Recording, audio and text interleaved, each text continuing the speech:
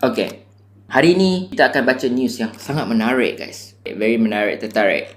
Jom. トイレなどを作る会社リクシル商品の値段を上げる. So dia kata company Lixil yang menghasilkan toilet dan sebagainya, shohin no nedan ga o ageru. Dia kata dia akan naikkan nedan, harga shohin barangan dia. 家のトイレやキッチンなどを作っている会社リクシルは商品の値段を上げると言いました。Company Lixil yang mencipta kitchen and toilet punya rumah punya kitchen and toilet dan sebagainya, shohin no nedan o ageru to iimashita. Dia kata mereka telah berkata akan naikkan harga barangan.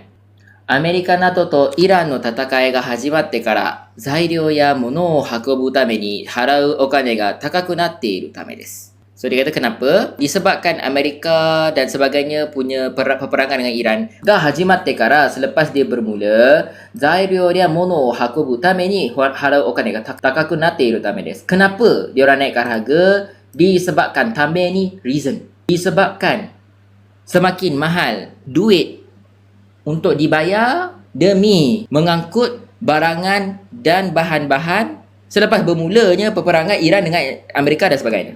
Kaisha ni yoru to 8月から10月に注文を受ける商品から値段を上げる予定です. Dia kata according to the company, daripada bulan 8 ke bulan 10 注文を受ける商品から値段を上げる予定です. 予定です. Gomenasai. Dia kata dia akan memulakan, dia plan. So yote kita dah belajar hari tu. Yote maksudnya plan. Jangan lupa. Yote maksudnya plan. Plan untuk naikkan harga barangan-barangan yang mereka terima order. Cumong maksudnya order. Kalau korang pergi Amazon ke apa ke, online shopping ke apa kan, cumong. So order yang diorang terima bermula daripada bulan 8 sehingga bulan 10. Diorang akan naikkan harga barangan yang di order pada waktu itu. Dalam waktu tu lah. Tak tahu lepas tu diorang naikkan juga ke macam mana. So dia kataトイレが 13% ぐらい、キッチンが 10% ぐらい上がります. So dia kata toilet lebih kurang 13, barangan kitchen semua lebih kurang 10% 上がります. Which is quite a lot. 家の壁や屋根も 13% ぐらい上がると言っています. Rumah punya kabe dengan yane. Ada dua perkara kat sini guys. Okay, kabe maksud dia dinding. Yane maksud dia atap.